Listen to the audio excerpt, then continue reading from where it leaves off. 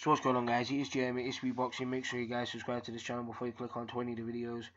Also comment below in the comment section if you guys have any opinions on what I'm saying in any of the videos. Like always, it is appreciated if you guys could drop me a quick sub or two on my channel. So this is a prediction video for the David Price Alexander Povetkin fight, and I'm nearly laughing saying this because why is this fight happening? David Price versus Alexander Povetkin for the WBA and WBO international heavyweight titles. I think this fight is chief support for Anthony Joshua and Joseph Parker. Correct me if I'm wrong. Is Ryan Burnett chief support? We'll see on Saturday night anyway. But a lot of people are saying why is David Price fighting Alexander Povetkin? Me myself, I'm thinking who's advised David Price to take this fight? Who's got this phone call and said, yeah, we'll take that fight? Like, who's took that phone call? Because David Price is on his fourth rebuild of his career. Well, third rebuild, because after he lost to Tony Thompson the first time, he went straight back into a rematch. But yeah, this is his third rebuild now of his career, and I just don't understand why David Price would take a fight against Alexander Povetkin, such a formidable opponent. David Price, there is talent there with David Price. Obviously, he's a former Olympic bronze medalist and stuff like that. But physical attributes have let David Price down because he's very slow. He hasn't got a good engine. He's a fantastic puncher.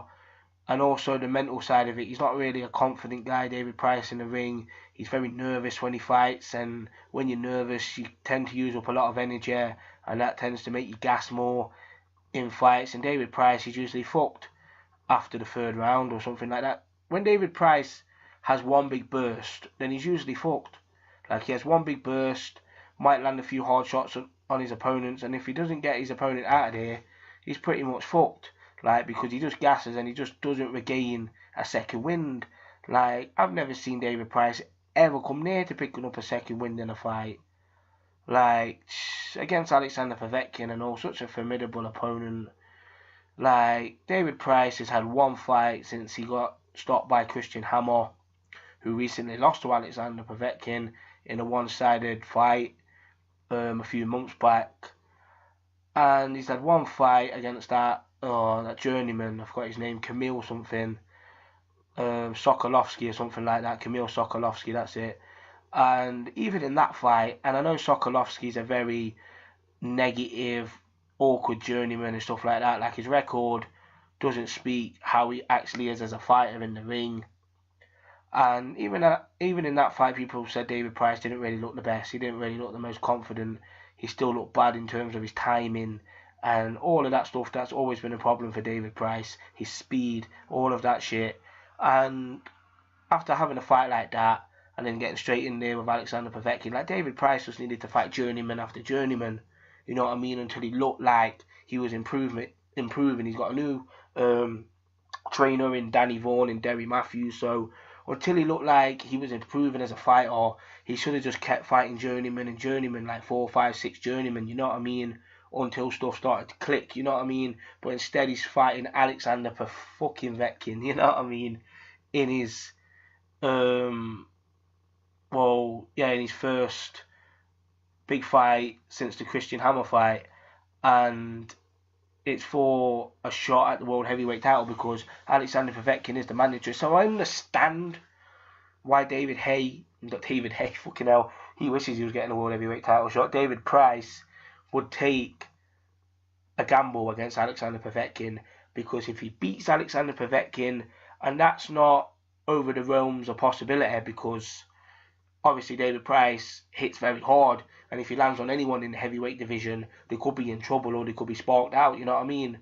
So I'm not saying that can't happen for David Price, and if it did happen, then his career totally flips on its head, and this guy becomes, mandatory for a shot at the world heavyweight title.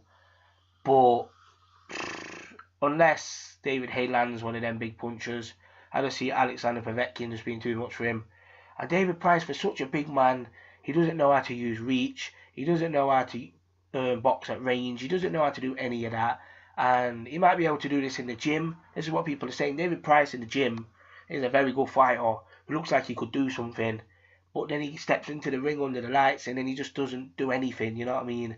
So I'm making a prediction for this fight, and I'm saying Alexander Povetkin stops David Price in 4 rounds.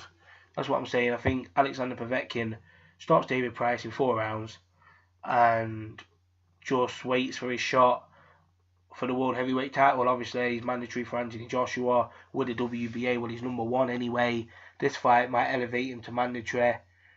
And, you know what I mean, I'd be so happy if David Price beat Alexander Povetkin, because I love watching David Price fight, because it's just so much drama. It's TV gold watching David Price fight. Either he's going to ice you or you're going to ice him.